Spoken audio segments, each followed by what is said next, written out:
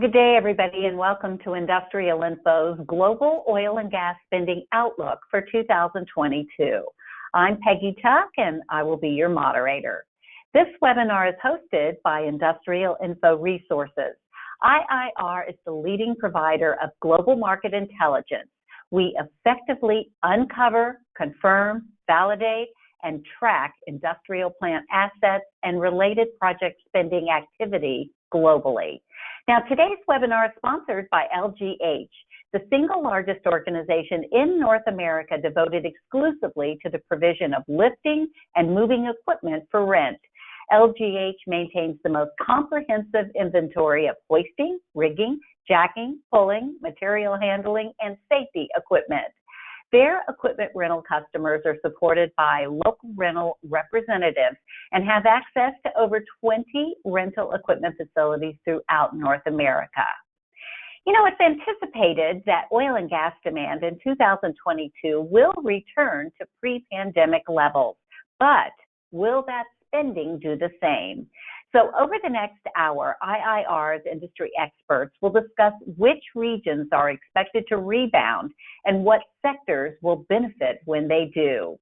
Our presenters today are Shaheen Chohan, IIR's Vice President of Global Analytics. Shaheen has been with IIR for a little over 10 years and is based in Industrial Info's Dubai office. He has a background in consulting, strategic marketing, and analytics. Also joining today is Gorrie, IIR's Vice President of Research for Oil and Gas. Gordon joined IIR in 2011 and brings 40 years of experience in the oil and gas and power industries as an engineer, as well as a number of management positions, including business development, marketing, and managing companies. And finally, and joining today is Shane Mullins, IIR's Vice President of Product Development.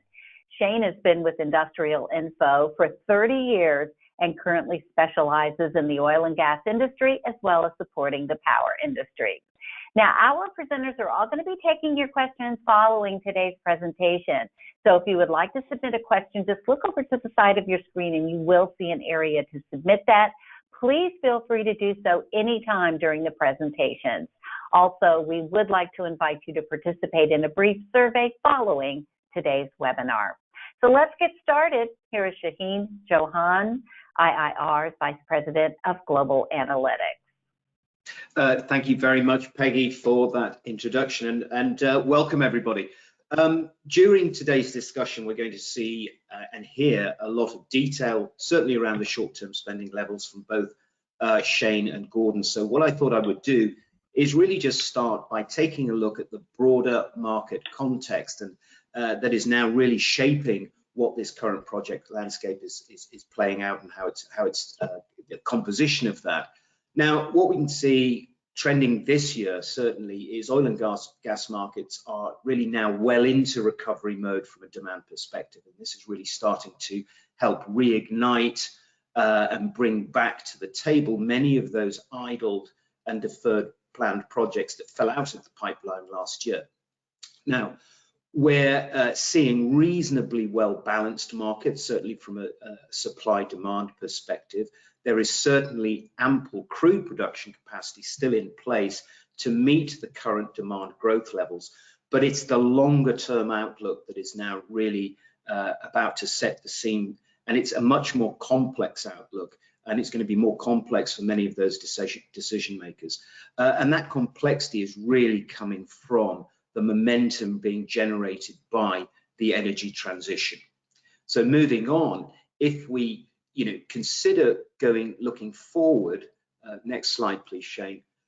We need to, the key theme now at the moment is we really need to invest today to ensure that there's sufficient supply in place to meet future midterm demand, certainly without creating oversupplied or indeed undersupplied markets, and with it the kind of commodity price volatility that comes with these unbalanced markets. And this is really, I think, where the complexity arises. We know that the energy transition will occur, but it is certainly a long journey, and I think the magnitude of that transition and how close we can can get to actually reaching a net zero carbon energy system is really still something that, of an unknown. But what we do know is that under the current forecasted scenarios, crude demand will peak sooner than gas.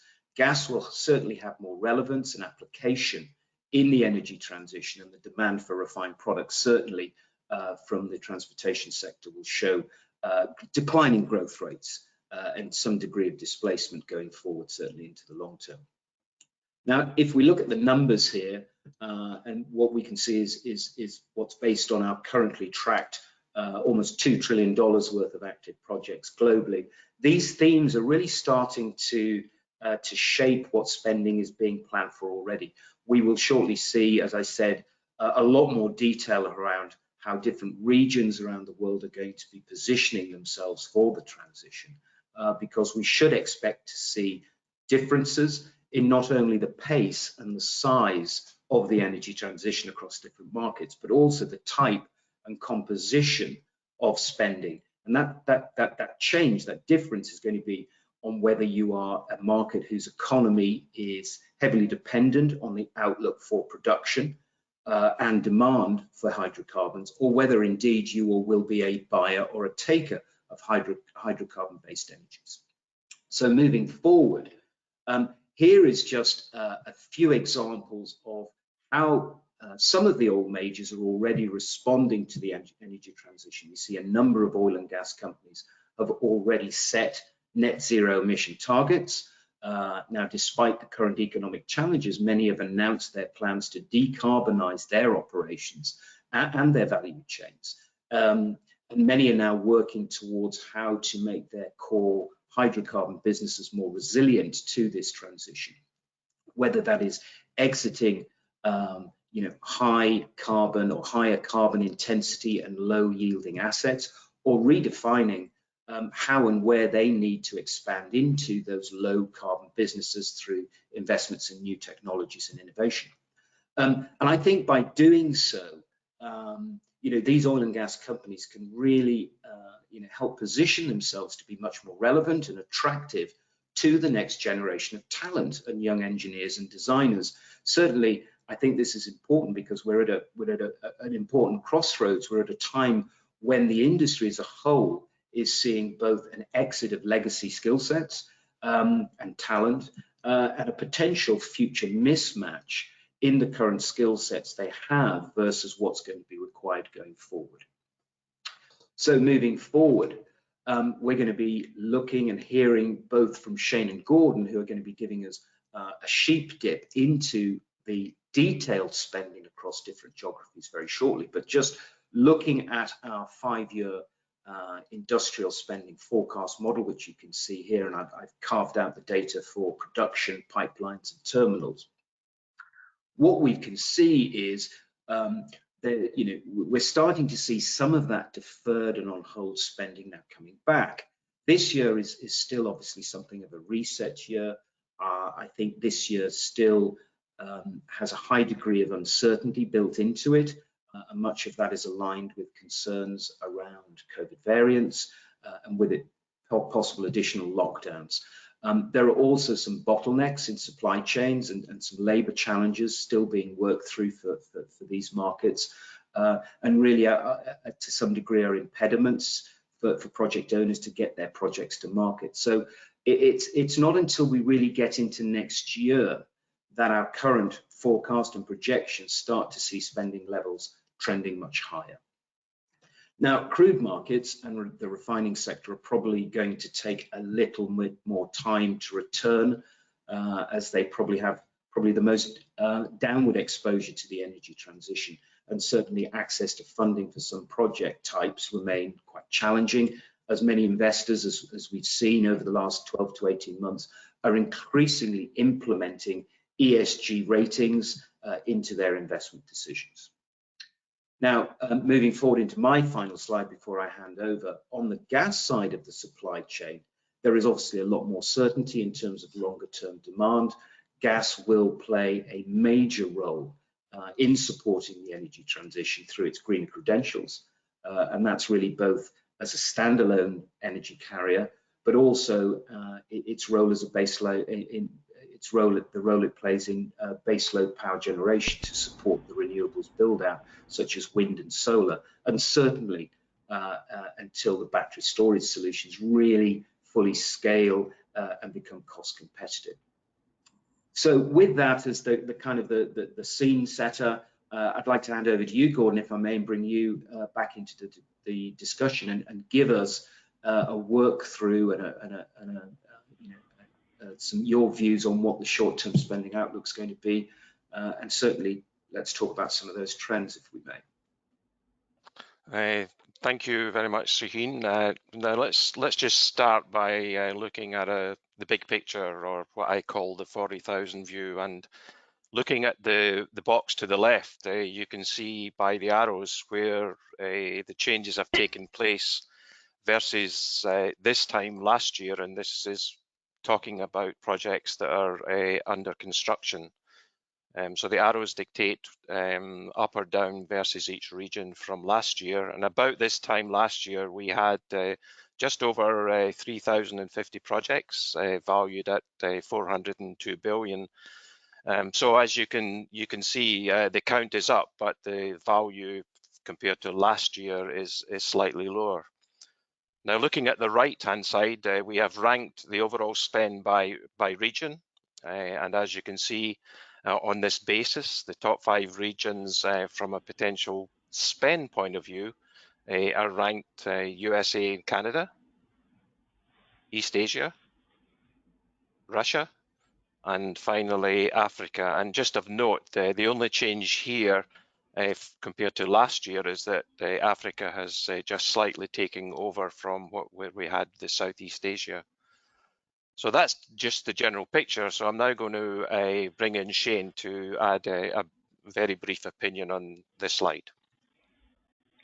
Well, I just want to add that last year we saw, as Shaheen had mentioned, a lot of CapEx get deferred. There was about over $200 billion worth of CapEx that during the pandemic-related shutdowns got moved into future years. That I think we saw about 133 billion of CapEx infrastructure move forward last year, and this year we definitely are seeing an improvement. There's over $225 billion in CapEx that has received a financial investment decision to move forward in future years, and it's a big year for offshore, with global demand now expected to reach pre-COVID levels next year, and we could see that rise up to 232 billion of approvals next year. The energy transition is playing a role, though, on where priorities should be for available funding, even within the oil and gas space, which is it's really our focus today. So I'll just get on with that. And a majority of the spending that we see moving forward over the next couple of years is going to be related to natural gas and LNG. And so I just want to start with a heat map that's based on the total investment value of over 408 regasification terminal projects currently under development to import additional LNG. And right now there's 47 projects that are under construction that are going to add over 177 million ton per annum of import capability when completed. Over the last year, with the help of BP and Total and Shell, active CapEx development has risen another 6% in this area, and there's now 132 billion in active development for additional LNG import infrastructure. FSRUs, the floating storage regasification projects, are continuing to grow and provide the lowest risk in development for new markets. You no longer have to develop an asset that has to be there for 30 years or longer. So today, right now, with the help of FSRUs, we see 20 new markets opening up across Asia and Africa and the Middle East. And in existing markets and mature markets, we're seeing LNG bunkering now on the rise. That's been spurred on by the Maritimes and Organization rules, which came into force last year. And that really limits the sulfur content of marine fuels. And at this point, LNG fuel new builds for shipping is going to increase demand for LNG by another 9 million tons per annum by 2025.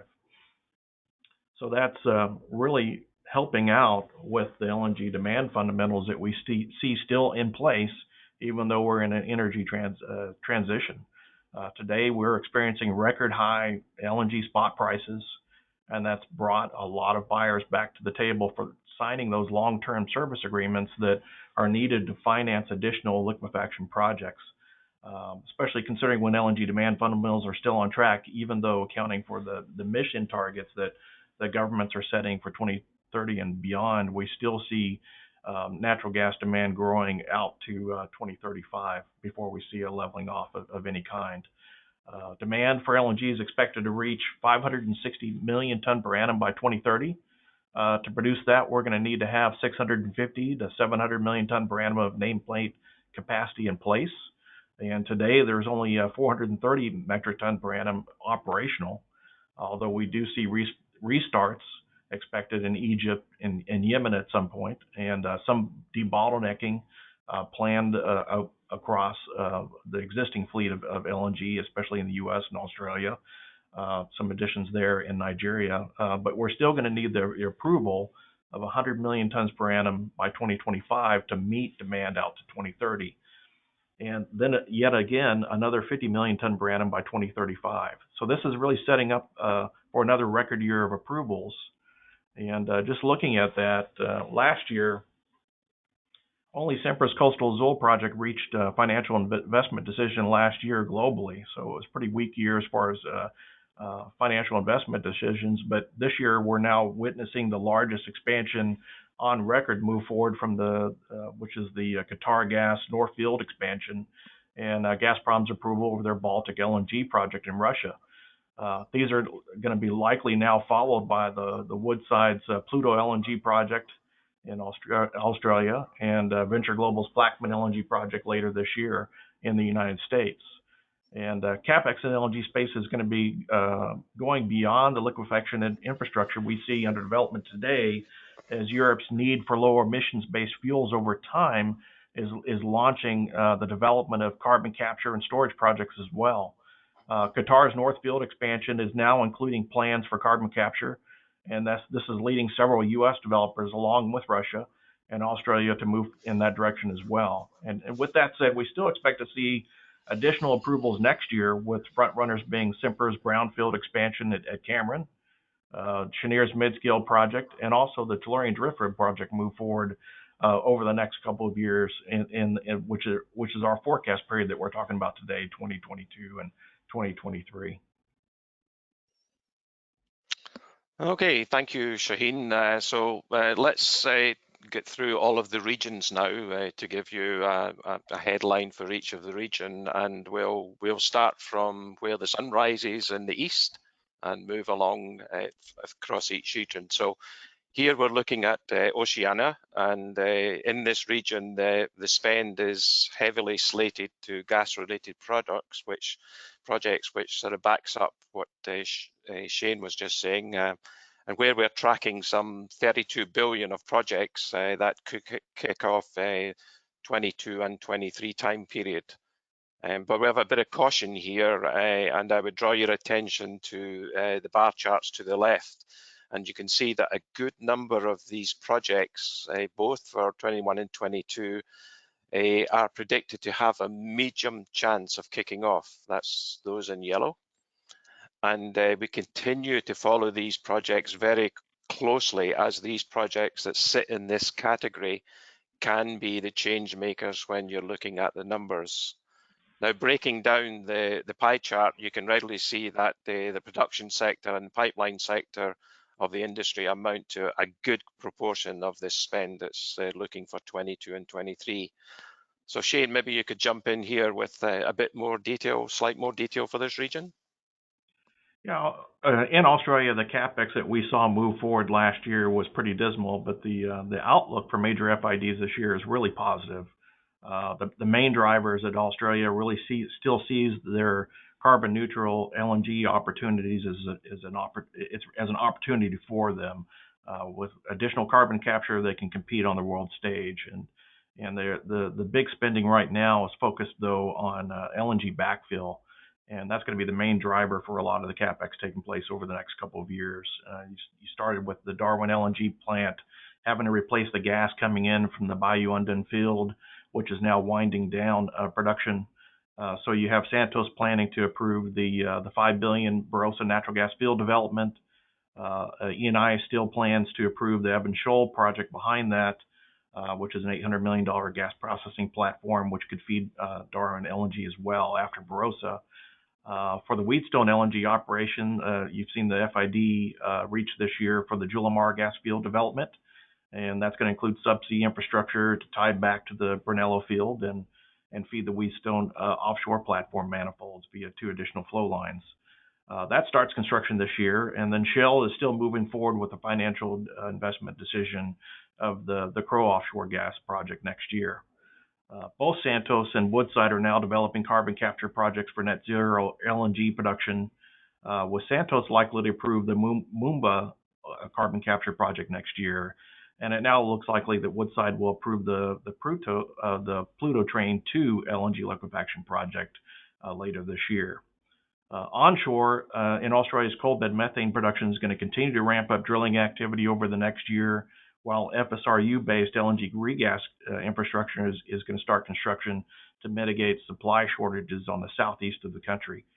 There's 3 additional FSRU projects called Newcastle, Pelican Point, and Crib Point that are still planned in addition to the Port Kembla. The FSRU now underway, although a record turnaround in coal seam production has reduced pressure on that development timeframe somewhat. On the pipeline side, we're still seeing new lines coming in to connect LNG regas terminals, subsea lines to connect the offshore fields, and we expect to see about 50 kilometers of the Western Outer Ring pipeline project move forward in the foreseeable future. Okay, thanks, Shane. Now moving along, let's take a look at Southeast Asia.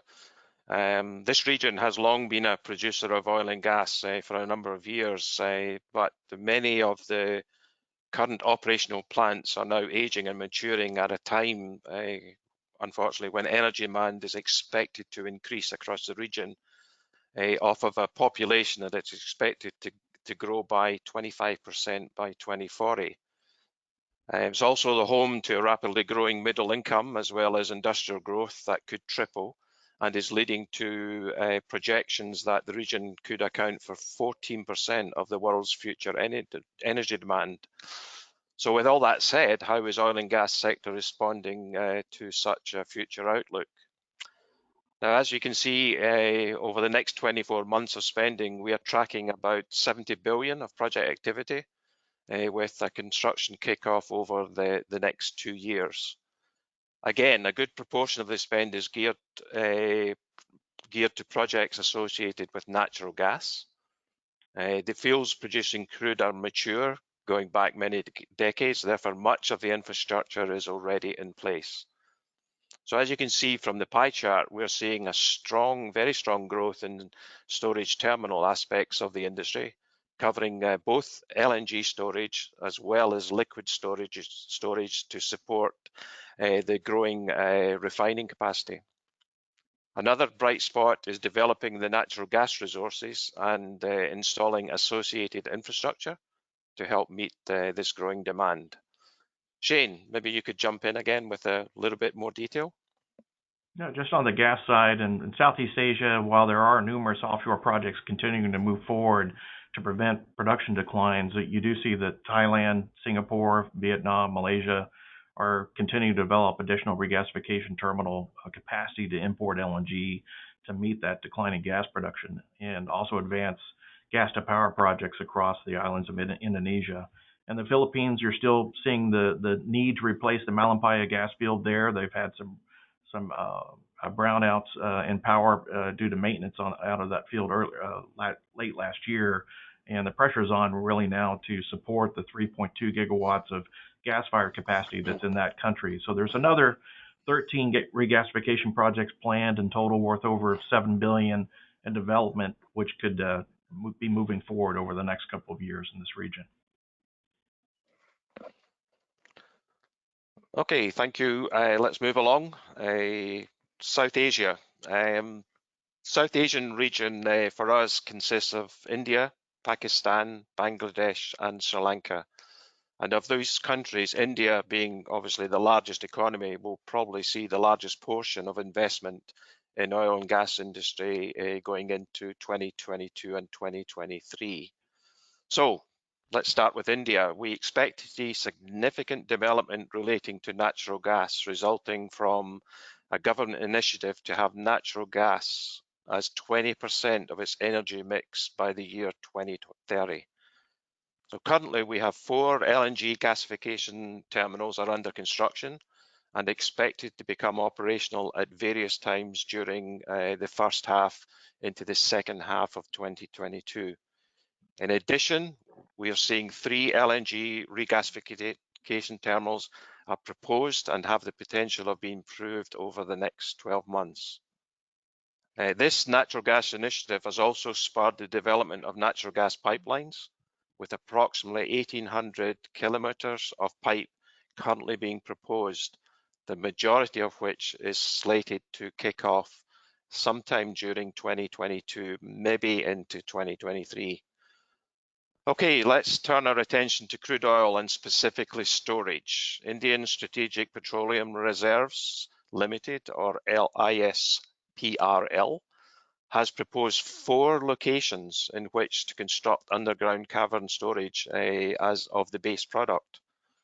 Of these 4, 2 are in the detailed design stage, with the government anticipating implementation by means of a public-private partnership approach.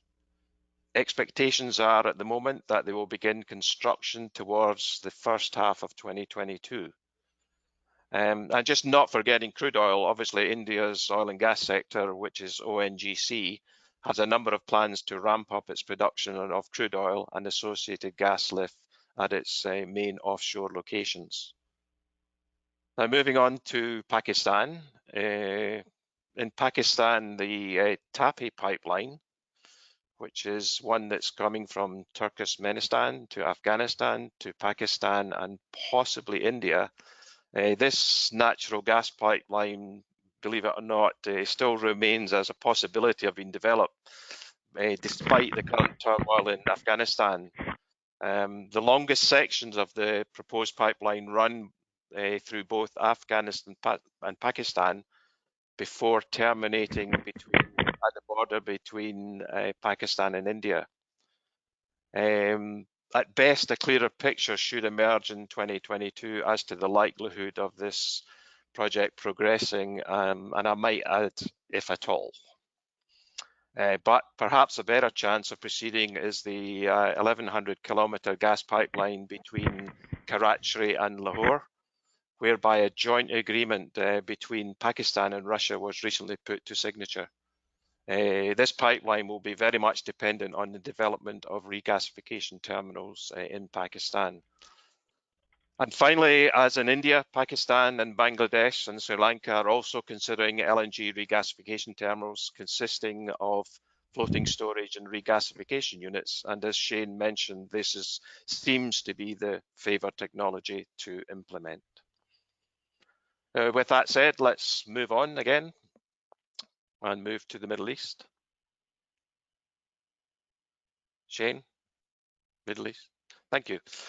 Okay, Middle East. IR is tracking approximately 400 capital projects worth about 23 billion that are currently under construction and due for completion throughout 2022.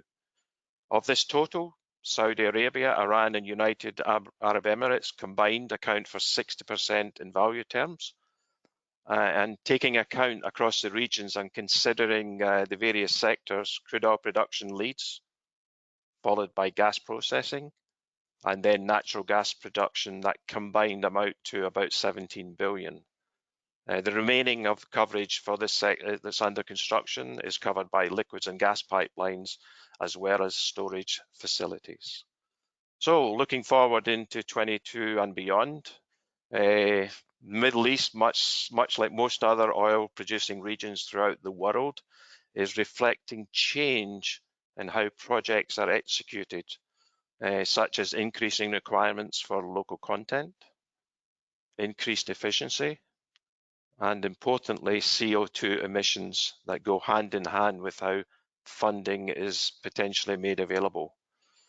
This, along with the effects of COVID-19 had for the region slowed down sanctions of projects that were slated to proceed in 2022.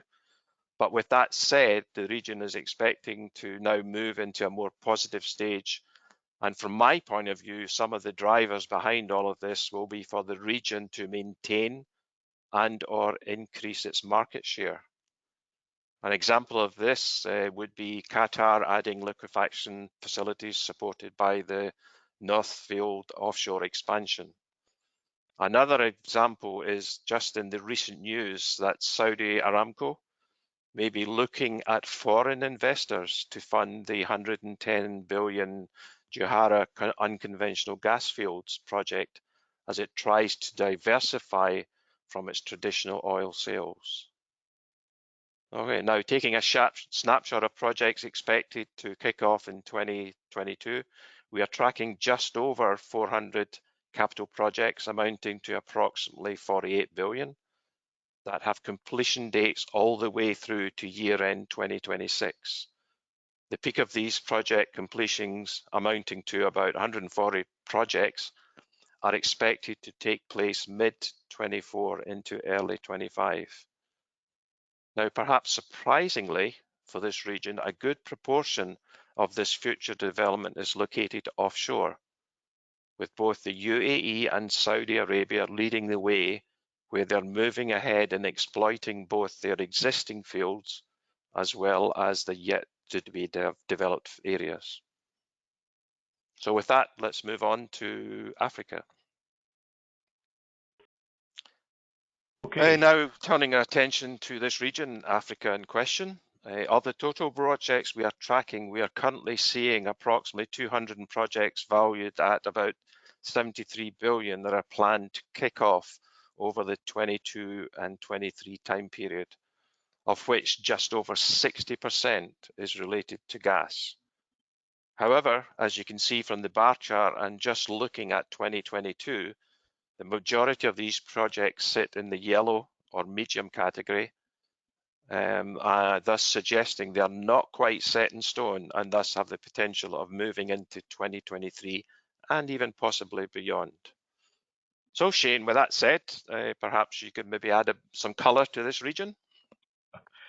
Yes. So Africa is the second largest pre-FID liquefaction capacity in the world, and 2021 seems to be a pivotal year for development, especially as you look at Egypt.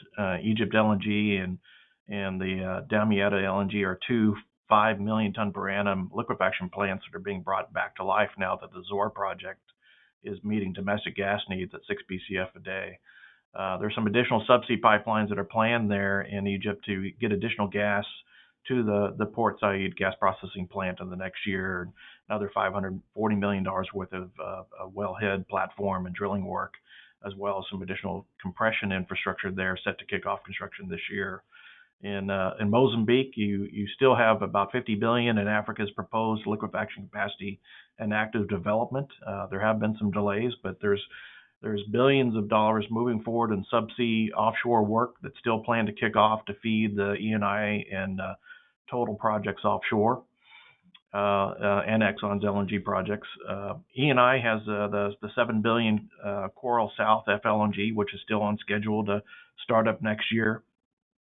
No small feat. And while security setbacks for Total's 20 billion onshore project have set that project back, the completion of that project's been set back about a year and a half, 18 to 24 months, from what we've heard recently.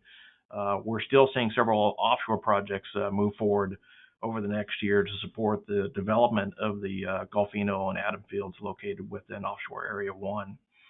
The security situation does raise a risk in Mozambique of further project FIDs onshore in that area, and that's probably a reason why we expect to see ExxonMobil continue to push back an FID decision on their Ruvuma LNG project. But over in Nigeria, they have approved a major expansion of their LNG train 7, which is still kicking off construction later this year and moving forward with debottlenecks for the existing 6 trains there. Nigeria's gas reserves are almost entirely associated offshore. They require extensive processing and infrastructure before they can be used to produce LNG. And there's about $15 billion worth of offshore platforms, subsea pipelines, and processing plants planned for kickoff in the next couple of years. Mostly that will be spent by Shell and Total and Eni that they're looking forward to seeing move forward now that Nigeria has passed the long-awaited petroleum industry bill, which could see some of that development start to take place shortly. Over in Mauritania and Senegal, BP and Cosmos are still developing the multi-phase Tortue FLNG project at the border between those two countries. The Golar conversion of the Gimi LNG tanker into a floating liquefaction facility for $1.3 billion remains on schedule for a 2023 completion, and there's still $1.2 billion in offshore FPSO, subsea production, and pipeline work planned to kick off in the Tortue West field, with 2 more phases over the next few years to follow that as well. Over in Tanzania, they're still attempting to revive the $30 billion LNG project there. They're in negotiations with Equinor and Shell to bring that back to life. Potentially in the next couple of years, we could see some additional development activity working towards an FID on that project in the coming years. And finally, South Africa is looking at now adding carbon capture and storage to their gas power plans to help decarbonize their power sector. And they're still relying heavily on coal-fired power, but they're still developing gas to power projects there as well. Thank you, Shane. Let's quickly move on. We'll cover Europe and Russia and follow that up with the other regions. So arguably, of all the regions, I think Europe is leading the way regarding energy transition trend, whereby carbon capture, reducing methane emissions, and the use of green and blue hydrogen definitely seems to form a good deal of the current headline news. But with that said, from a traditional point of view, we are still seeing over 2,500 projects valued at around 150 billion that are slated to kick off over the next 22 and 23 time period. Now, as far as the North Sea sector, and prior to COVID arrival, investment was predicted around about 5.5 billion at that time, but ended up the actual figure was about 3 billion due to many deferrals and cancellations. However, this sector has entered into a period of slow recovery, but investment capex we think will still remain around the 3 to 4 billion until the end of this year, as investors are definitely rethinking their strategies. They've got to look at their offshore personnel levels and undertake a slightly more safer approach to capital spending. However, the significant opportunities are under consideration for approval, which collectively could entail over 7 billion of new investment.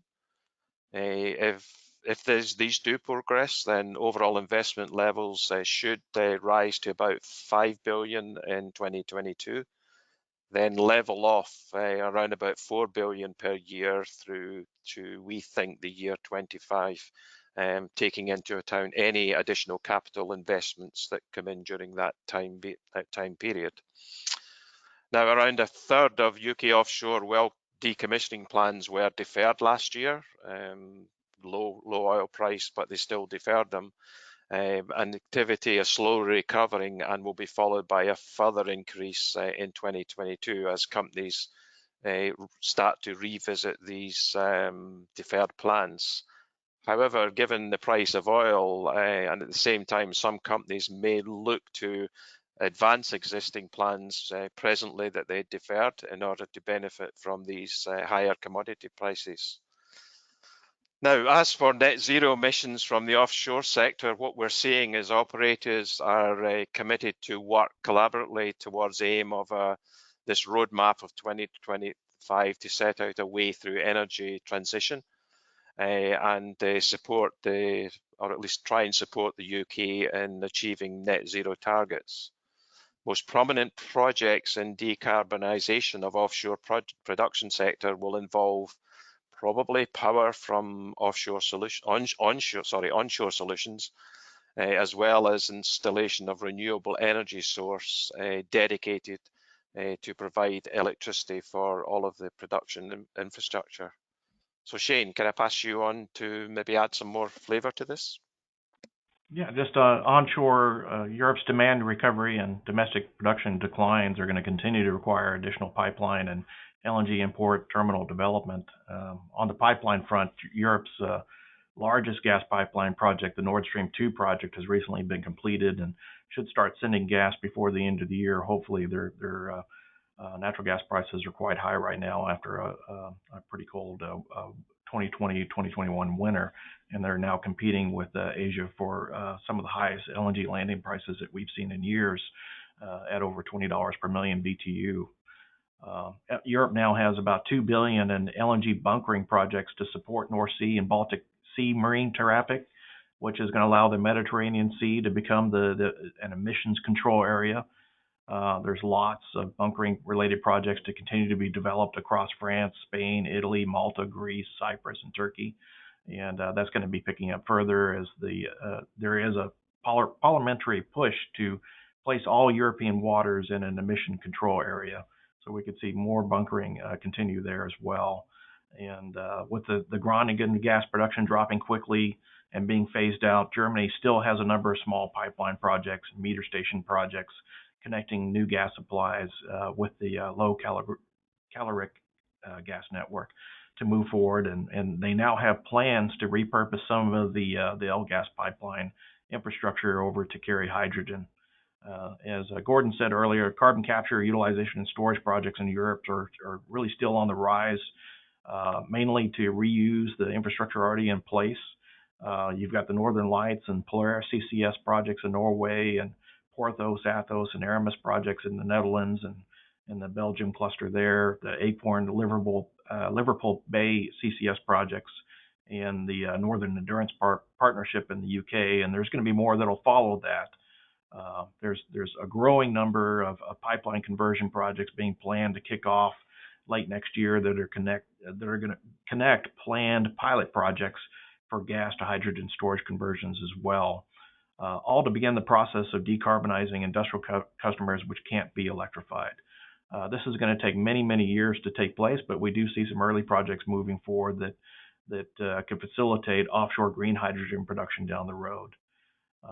Europe really has too many pipeline projects to list, adding interconnections for supply security and to phase out coal or nuclear where it may be in Germany or Eastern Europe or Serbia and Poland.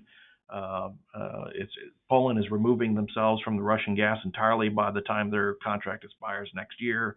So they have a numerous LNG terminal projects. They're actually planning on building a second terminal in Gdansk, and as well have plans to add another 2,000 kilometers of pipe by 2024 there.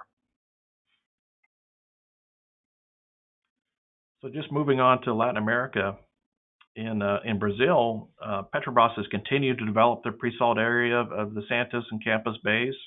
There's over $10 billion awaiting capital approval over the next couple of years in Brazil, in the Marumba, the Sergipe Deepwater, and Bacalhau, formerly the Carcará fields. And we're looking at an additional of 3 FPSO supply contracts later this year, and 5 more FIDs contracts to be signed next year. 4 units are going to be from the state-owned company Petrobras, and 4 more from private players like Shell and Gruen Energy, Bergeson, and Unada. And in Mexico, Pemex has switched its exploration strategy to work in the Tampico Mislata Basin in search of Shell, and is still working with BHP Billiton towards an FID early next year for their first deepwater field development in the country in the Perdido Basin. Mexico still plans on taking advantage of low-cost U.S. gas and their pipeline infrastructure that has been built to surpass the Panama Canal, and we are seeing some additional contracts being signed for long-term supplies with the Mexico Pacific Limited project that's advancing. It could be Mexico's second LNG liquefaction project that could bypass the Panama Canal and provide a route to Asia using U.S. gas. And in addition, Sempra is still moving forward at a quick pace to complete their coastal auxiliary project by 2024. In Argentina, they've removed their export tariffs on oil and freeze on the gas price, and that has caused producers to switch to oil production in the interim. And Argentina now has a trade surplus for the first time in a decade. And although stalled over the last year, natural gas production in the Vaca Muerta and the Astral Basin has begun to recover. And that's with the announcement of the Gas for State plan, which consists of large tenders for the purchase of gas promoted by the state to reduce the quantity of fuel imports. And there's still going to be a need to invest about $3 billion for the construction of new pipelines to facilitate continued growth in the Vaca Muerta over the next couple of years. And eventually they do plan on facilitating exports after they meet their domestic production needs with a potential pipeline to Brazil or additional LNG liquefaction infrastructure down the road. That's going to take time to develop. In Trinidad and Tobago, most efforts are still underway to mitigate production declines. There's $8 billion expected to be invested over the next 10 years. In the next couple of years, BP is setting up the Cypre wellhead platform and the Ruby and the Amenable field development, while Trinity and De Novo and BHP and Shell are going to be developing some additional fields there as well. In Guyana, Exxon is still continuing to develop the Stray Bulk block. Liza 2 FPSO is now expected to start operations at the end of this year, and along with the construction kickoff for the Liza 3 FPSO in the next year. And there's 2 more FPSOs that could be ordered in the next 24 months, as well as now there's been some recent announcements to develop an onshore gas processing plant to supply natural gas locally to the Guyana domestic population there as well. And finally, just moving on to the U.S. and Canada, which has been very challenging over the last year with the downturn in the economy. In the U.S., the oil and gas sector, the producers are faced with really a new reality where capital discipline is not enough to satisfy investors. The ESG, environmental, social, and governance movement impact on CapEx allocation is still growing. And at the same time, there's $70 billion in debt to refinance by late next year that makes attracting investors require a renewed focus on oil and gas production with clear targets to reduce greenhouse gas intensity per barrel of oil equivalent. The good news is that commodity prices are still encouraging growth over the next year. Natural gas prices have really accelerated due to the supply disruptions most recently in the Gulf of Mexico from Hurricane Ida. 50% of oil and gas production in the Gulf of Mexico remains offline today. Last year when we saw a hurricane come through, Hurricane Laura, the recovery was quite quick. Today, within a week, you had 80% of production back online. We're 19 days after Ida, and we still have 50% of oil and gas production remaining offline. And that's been a really slow recovery because of the onshore facilities that did take a hit from the hurricane, and they're still bringing those facilities back online to be able to receive that oil and gas offshore. Now, with the growth cycle that we saw in midstream CapEx over the last several years, we are seeing a slowdown. We saw an incredible build out of pipeline infrastructure and NGL infrastructure for new fractionation and new gas processing. This year is actually still a pretty good year for new pipeline construction. There's still $12 billion of construction activity still moving forward. We still have Exxon's Golden Pass, the Venture Global Calcasieu Pass projects moving forward with additional trains in construction this year. Next year, the total CapEx will continue to rise somewhat with the addition of 2 additional LNG approvals that we expect to move forward next year, in addition to another $67 billion worth of pipeline construction. The real change is in Canada. Total spending there has increased for midstream infrastructure, for new pipelines and gas processing plants, as well because most producers in the Montney region are ramping up gas production to meet the needs for LNG Canada's project. And they also see Alberta's coal fleet, which is continuing to convert over to natural gas-fired generation, and the condensate diluent demand is back on the rise on the oil sands as well. And gas pipeline infrastructure and LNG export CapEx is moving forward to support that over the next year or two as well. The reality that we face is the world and the U.S. is going to need to keep responsibly producing oil and gas, as you simply cannot electrify everything to meet your emissions goals without causing massive inflation.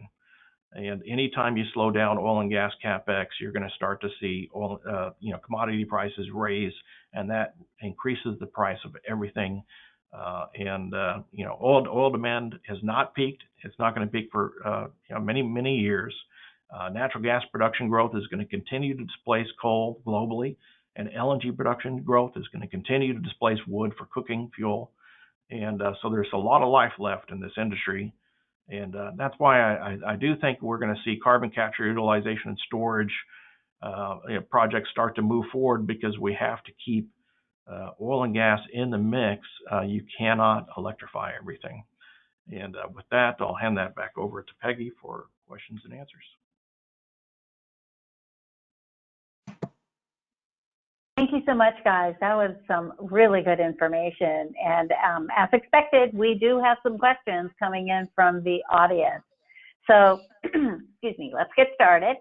Roberto would like to know, you showed that approximately $80 billion and more than 1,600 projects that are to be developed in the Latin America region. Does the region have the required funds to complete these projects? And do they have a political stable region in order to be able to complete these projects right now? Do you want me to take that one, Shane, or do you want to? I'll let you start, and I'll add if you want. Or I mean, from my experience in Latin America, is, to be quite honest, it could change tomorrow. I've seen this before, where there's lots of high hopes, and for most of Latin America, only to be disappointed. I think from my point of view is that we're showing the numbers that that are not set in stone. They can change quite drastically. So I think it's for me it's a wait and see at times on certain of the projects that are involved. Anything from you, Shane? I just think that when you look at the idea of pulling out of areas that have high emissions per barrel and focusing your attention now, if you're a major international oil company, all of your attention is focused on where can I responsibly produce oil and gas at the lowest emissions rate per barrel, and that's very possible offshore Brazil and Guyana. And so the money's going to be there for those projects to continue to move forward over the next several years. Will we see 80 billion? 80 billion is what's currently under development, and we show those numbers to show that there's no shortage of development activity. I can provide a forecast of what amount we expect to move forward specifically over the next couple of years. Right now, it's about 40% of what's currently under development in 2022 is what we were looking at, I think, last time we checked. But I'll supply that number, that crystal ball to you after I look up our numbers. Okay, Michael would like to know, do you have any update on the Sebastopol refinery project in Colombia? I think, as a Gordon, I mean, I think to get down to the specific, single project would have to be done once we're offline, and we can certainly give an update to the person in question. Presumably, you've got, or we're holding their contact information. So, like anything, we've tried to cover the world. And to look at any specific project, we can look it up and reply to that after the event. Okay, very good. Can you provide more perspective on nuclear phase out that is going on in Europe? Shane? I think that we're going to have to follow up with our power team in Europe Okay. to provide the timing on that, since this has been an oil and gas discussion today. But we will follow up with our team in Europe and have them reply to that timeline of the phase out. And I do want everyone to know that if you're not getting a complete answer right now, as Gordon alluded to, someone will, an expert from Industrial Info will be in touch with you, and they will make sure that you get the answer to your question. So we have a question coming in from Matthias. The outlook for the U.S. seems quite pessimistic. So why is the U.S. recovering slower?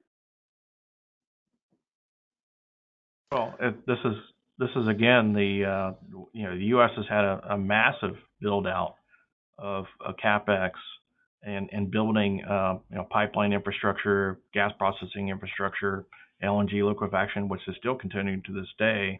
The glass is half full, is that we're still spending a lot of money, but we ended 2019 with over 11 million barrels per day of oil production, and we're trying to get our way back up to that level next year. And so we have more than enough pipeline capacity, more than enough export capacity right now to meet the needs of current oil and gas production and LNG barrels that are reaching the shore, but there's still development opportunities for additional export infrastructure to meet LNG liquefaction.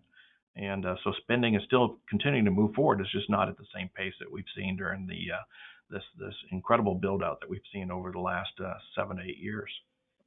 Yeah, and just to support that, Shane, I think you're right. US and Canada to some extent has seen that big mega build out phase, which lasted, it was quite an extended period of time. But also, if we look at what other regional hydrocarbon centers are trying to do in terms of their strategy, take the Middle East, they're in a very finely balanced position as to, well, we know there's an energy transition coming. The timing of it and the size and the magnitude of it is still rather unknown. We don't have all of the technologies in play to really accelerate it in any shape or form.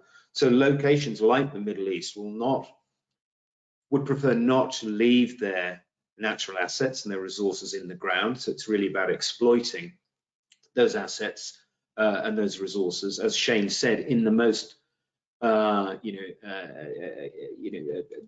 lowest carbon fashion and as possible.